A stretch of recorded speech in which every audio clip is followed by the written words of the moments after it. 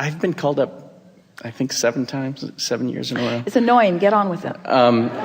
So this year I normally do a very specific technique to do it, but this year I just thought of the best feeling thought I could and just allowed it. Well, it's not uncommon once you find yourself here to repeat it, because your desire and your expectation are in the same place. When you want something and you believe it, then it is. You see, we're not calling you because of who you are. We're not even calling you because of what you want to talk about.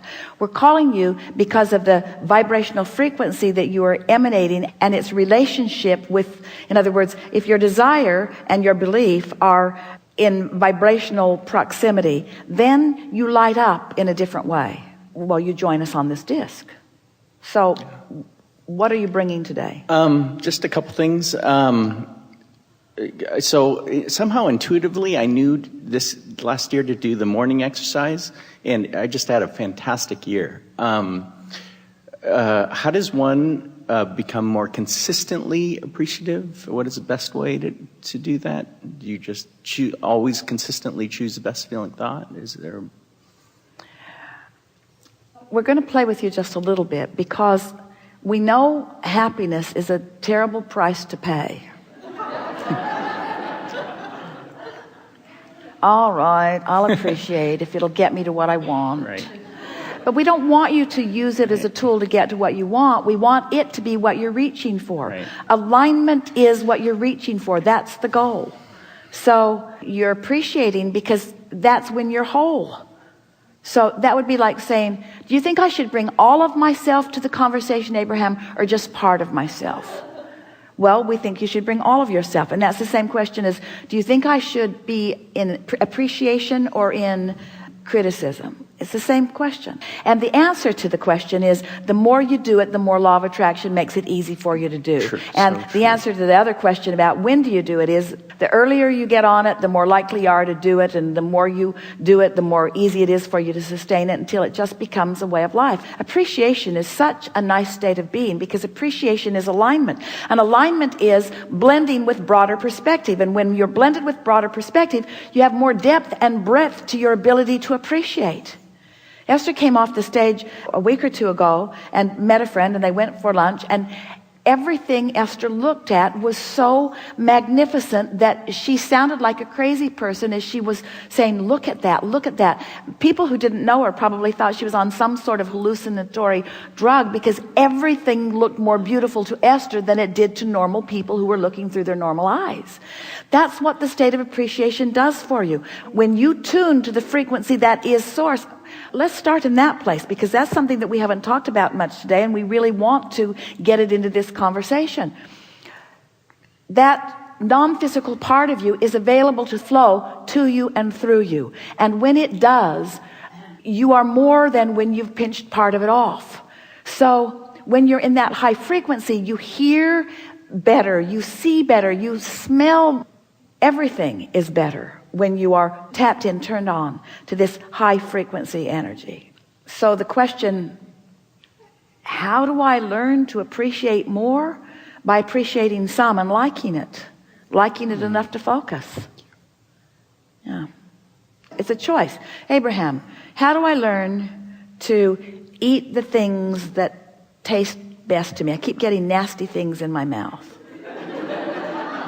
Well, watch what you're doing. Just watch what you're doing. Get your eyes open, and through some trial and error, you'll have some experiences. But after a while, you know what thoughts take you down that path and what thoughts take you down that path. You know what people take you down that path and what people take you down that path. You know what memories take you down that path and what memories take you down that path. You know. This is not hard, right. You know. Yeah, I get it. Just practice it until the vibration of it carries you. Because what you're really reaching for is what comes next. It's what comes next. And so if you've deliberately tuned to the frequency, and the what comes next is so exhilarating, we know that to anyone listening in, this man, he had beautiful white hair and such a twinkle in his eye, and he was so exhilarated. And Esther couldn't stop thinking about that for hours and hours and hours. She just thought that was the most amazing thing. And when you think about it, it's a pretty simple thing. You rendezvous with people all the time. But it was the setup. It was the universal setup. Your inner being knows everything that you want to know and knows where you stand in relationship to it and knows the path of least resistance to get you to it. And the path of least resistance is not about getting you in the swiftest way from where you are to everything that you want to be. It's the path of most enjoyment that your inner being is guiding you on, you see. And so when you just begin making statements and meaning it, I want to feel good and I mean to feel good, and I want to feel good and I've got the tools to feel good, and I want to feel good and I've got the ability to feel good, and I like feeling good, and now I am feeling good, and this is what feeling good feels like. And then when something feels good, you talk to others about how good it felt, and then you just milk it and milk it and milk it and milk it till you've practiced it long past the moment. Now you've given it more airtime, you've made yourself solid in that vibration, and now a paradigm shift has occurred with you. A paradigm shift. You are a different person with a different point of attraction, and literally every relationship that you have must change to match this new shift. You say, not good to know? Are we shouting? We probably are shouting. As if volume would make you hear it more. Yeah. So I had two other questions that just are just slight intellectual quandaries for me, and I'm paraphrasing well, now, what I understand. We just want to ask you. Sure. So we're feeling pretty good. Are you? Mm-hmm.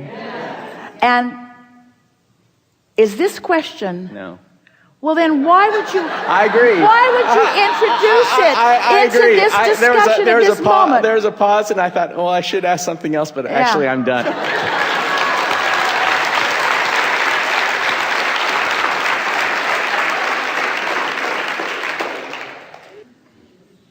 That's a good demonstration, isn't it? Because I'm feeling good, but there's this thing I should do. Really? Really? You really want to do this thing you should do and jeopardize this high-flying disc? Esther said to us the other day, Abraham, I know that you want me to be on the high-flying disc before I do things. Get on the high-flying disc and then get on the high-flying disc and then get on the high-flying disc and then. But there is stuff I have to do whether I'm on the high-flying disc or not. In other words, there are deadlines. There's stuff I have to do whether I'm on the high-flying disc or not. And we say you'll get over it in a while. You'll reach the point where that will be so important to you that if you're not on the high-flying disc, you just won't proceed. Your employers will be slightly annoyed.